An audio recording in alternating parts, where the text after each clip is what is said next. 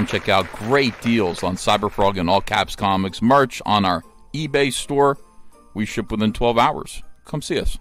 Hey friends, Miles Morales is Miles Morales. Is my microphone loud enough this time? This is Comic Artist Pro Secrets. I'm Ethan Van Sciver, 30-year veteran of the comic book industry. Before we get started with this video, I'm going to explain to you why Miles Morales is Miles Morales, and that's not necessarily a bad thing to say for Disney or Marvel. In fact, they want you to say that. Please do consider subscribing to this channel, liking this video, sharing this video, and let's cut right through this nonsense. We got these guys that are online, these wonderful commentators who show up. Like, look at this guy here. Look at Mommy Starlin here. This is heel versus babyface. He's holding a nice Lego that says Miles Morales on it, but up here it says Spider-Man. And down here it says Miles Morales. Doesn't say Spider-Man down here. Like, you would think that Marvel would be saying this character is Spider-Man. And in fact, a lot of people who have come to like Miles Morales are offended by the idea that he's always called Miles Morales on all of his product. It might be under the headline of Spider-Man, but that's just for now, or that was just going to be for now. All of the toys, all of the product, all of the stuff associated with him is Miles Morales. I think there's some people in the commentary community that like to troll with that fact. Over, let me see. Over here you got Nerdrotic, who is saying kind of the same thing. This is like a trolling tactic. 3 things are certain in life: death, taxes, and Miles Morales is Miles Morales. Hashtag Miles Morales is Miles Morales. And then you'll see that, you know, it's like, here's Hallmark keepsake ornaments. This is fantastic right here. Marvel Spider-Man. You've got Spider-Man, and then the legally distinct character, Miles Morales. You see that? It's not Spider-Man. It's not Spider-Man and Spider-Man. It's Spider-Man and Miles Morales. This is Peter Parker. That is Miles Morales. But only one of them gets to be Spider-Man. Right here, I am Spider-Man, says... this looks like Miles Morales. Somebody glued Peter Parker's head on there. So, very good. Why is this happening? Why is this a thing? And why is it important to understand? When you say Miles Morales is Miles Morales, you're actually doing the bidding of Disney and Marvel Entertainment. They would say to you, thanks. That's correct. Why? Well, because a little while ago, Marvel Comics and the Ditko estate were in a heated lawsuit. Now, the Copyright Act of 1976 came up, and it allowed Steve Ditko, after a certain period of time of ownership by Marvel, to come back and then to sort of cancel the copyright that Marvel Comics owned over Spider-Man, his creations. Now, Steve Ditko died not too long ago, fairly recently, but he has a nephew named Patrick Ditko who was entirely interested in reclaiming his uncle's estate for the glory of the Ditko family, and he did. I don't think Steve Ditko would have even bothered with this. He didn't care, it seemed, but Patrick Ditko, he did care, and he went ahead and he went ahead to cancel the copyright for Spider-Man. Marvel knew this was coming. They knew this was coming way back in 2010, 2011, when they saw DC Comics facing a similar legal struggle with the Siegel family to retain and regain Superman copyright. In fact, the Siegel family won. They actually won for a little bit, and DC panicked. They had to change certain aspects of Superman to make him distinct from the character that appeared in Action Comics #1. Marvel watched this. By the way, that was overturned. It was on appeal, so DC Comics has the normal Superman back again. But Marvel Comics saw this, and they had a brownout in their underpants, as it were. They were terrified of this. So they created a new character that is, you know, in the Spider-Man universe, who has powers similar to Spider-Man, but not exactly like Spider-Man, who does not have or interact with, for the most part, any of the characters, doesn't need any of the characters from Amazing Fantasy #15, the first appearance of Peter Parker Spider-Man, in order to survive. Doesn't need him.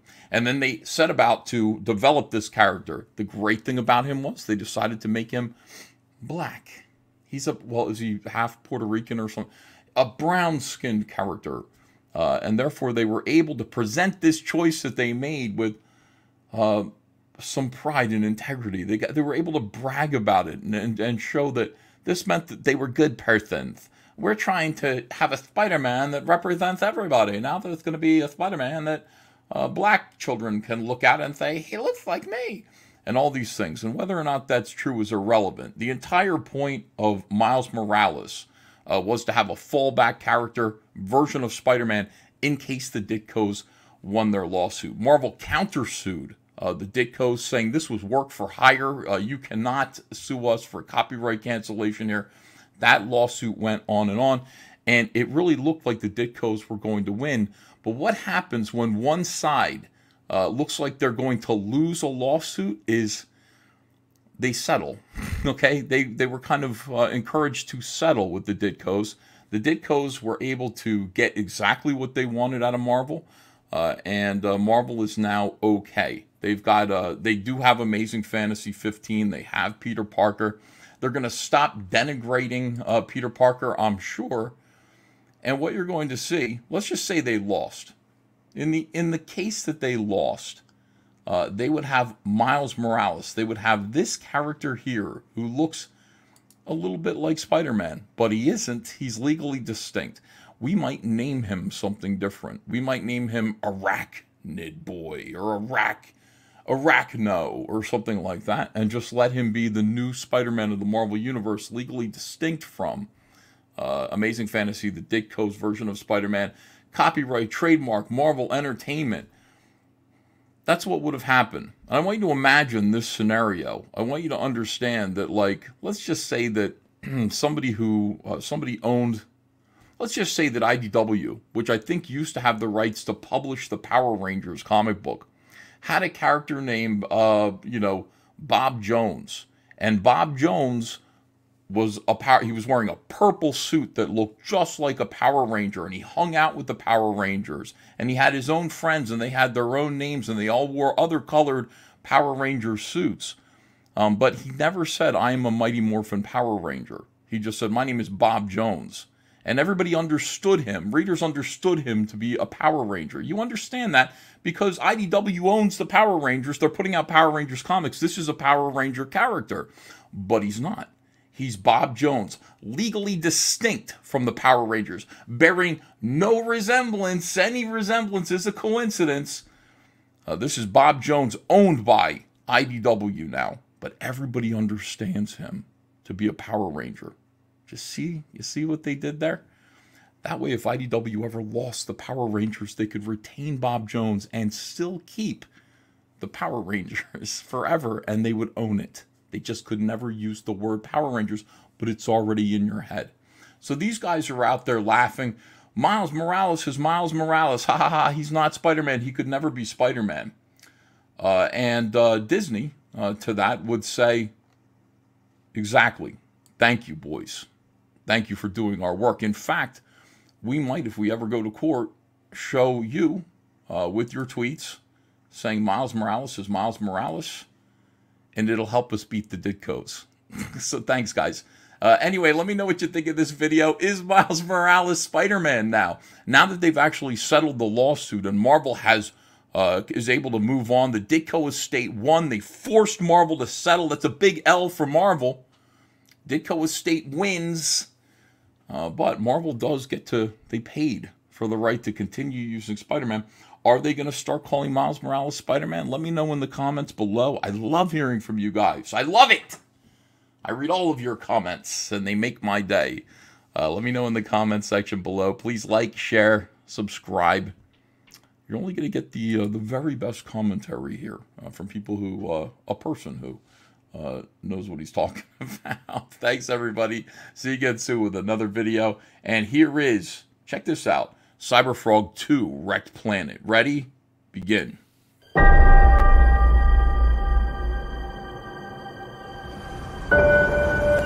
My name is Heather Swain. Philadelphia has always been my home. Life was good until it happened. I'm friends with a cybernetic enhanced human-like frog created to save Earth.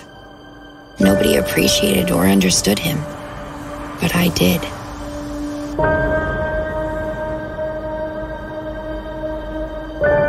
We were good friends who enjoyed hanging out with a bucket from the chicken fry. Just me, Cyberfrog, and his very large brother, Salamandroid. Until the invasion hit. They rained from the sky. These space invader giant hornets attacked everyone, killing more than could stay alive, and covered the earth with giant blood honey hives. They can't fly near trees, so we hid in the woods, burning endless fires to keep them away, wearing red so they can't see and kill us all. The last time I saw Cyberfrog, he told me he'd track me down, but it's been decades, and there's been no sign of him. Yet I can't shake the feeling he is not gone. I believe he will return again. We need Cyberfrog and his brother Salamandroid to return and fight off these invaders, to take back our wrecked planet so we can live without fear. If you see my friend Cyberfrog, tell him I need him. We need him to save the world.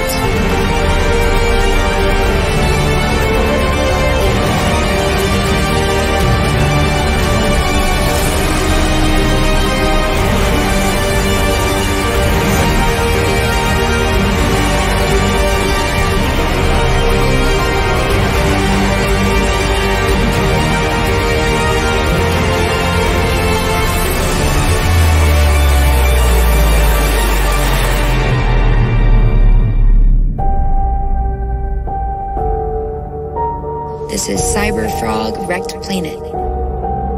Join the fight.